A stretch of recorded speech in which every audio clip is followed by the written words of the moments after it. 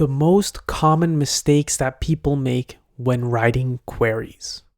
Now I hear you thinking like, I'm not going to make any mistakes. But trust me, even the most seasoned database engineer will make some of these commonly made mistakes because they're common. And even when you write more complicated queries, you may fall into one of these pitfalls somewhere along the way. Because most people that write SQL don't only write SQL. They may write some other programming language, and they may mix up some things here or there. It's not very often that a developer or a database engineer will solely use SQL. You may be using another programming language to supplement what you are doing. So let's get into some of the common mistakes. Well, the number one thing is misspelling commands. Now I hear you saying misspelling commands. What do you mean? Well, you can run into this, where instead of select, you write sleeked. Now, we know what's supposed to be here, but the computer doesn't. And it's going to throw a big fat error in your face if something like this happens. And then you may not have noticed this, but I even mistyped from. So form. And then I mistyped the users table. So all of these things can throw some kind of error in your face. Can't find the table. Don't know what sleeked is. What is form? And that may lead you to confusing scenarios. Now, the error will guide you in the right direction, but try to avoid these as much as possible. Now, a second common mistake is using the semicolon instead of the comma, or vice versa. I hear you saying, why would I misuse those? It's pretty self-explanatory. Well, it is. Depending on what you're used to, it may not be so common, and you may make those mistakes. So, select first name. Huh? Oh, yeah. This is supposed to be a comma, right, guys? Because it's first name, comma, last name. We're trying to say first name and the last name, not semicolon. That seems wrong. And then, we're ending the line with a comma? Well, that's not great because the semicolon tells us when the line ends. So try to avoid this pitfall as well. And then you may run into this scenario where you accidentally double commaed. And then SQL is going to be like, well, what did you want over here? I don't know what you want over here. And in that scenario, it's best that you either put an extra column between here or just remove the comma. This looks much better. Select first name, comma, last name from users. This is how it's supposed to look, guys. Doesn't it look pretty? Oof, we just hit a doozy here. Using double quotes instead of a single quote. Now, what do I mean by this? This issue, this common mistake, it has multiple layers to it. It's not as straightforward as it sounds. But like I've said in the previous videos, single quotes are the way that you write text in SQL. Do not use the double quotes. And for all of you out there who are already used to programming, this one may be a bit confusing to you because depending on the programming language you're using, you may be used to the double quotes. You may be used to using them to write text. And it may not come as easily for you to switch over to the single quotes.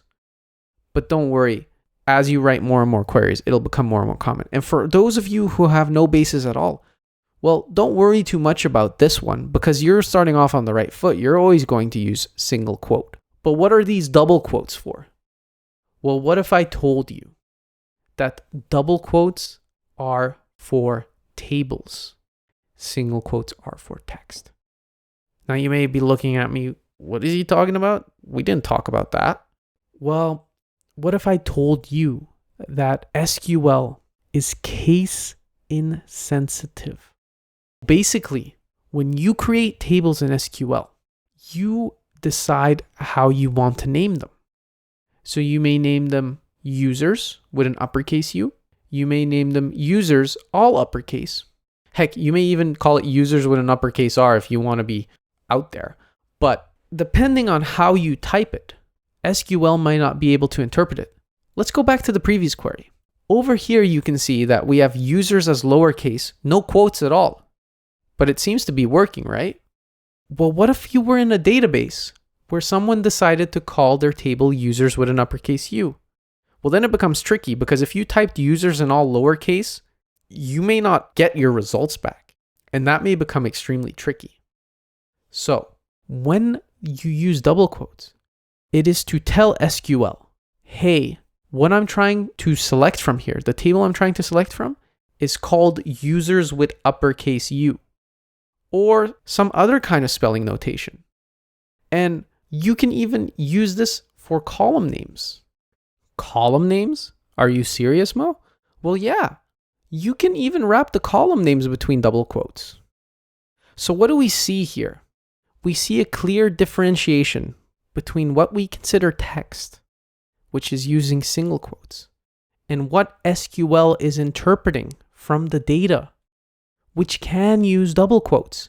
So if we had a different type of spelling here in our table name, or we just wanted to wrap the naming convention of our column, we can use double quotes. For all intents and purposes, it is a best practice, depending on the type of database you're in, to use double quotes. It could be up to the team even to say like, hey, wrap all your columns and all your table names with the double quotes and make sure you reference them properly. Some teams may not enforce that. It really is a team norm at that point.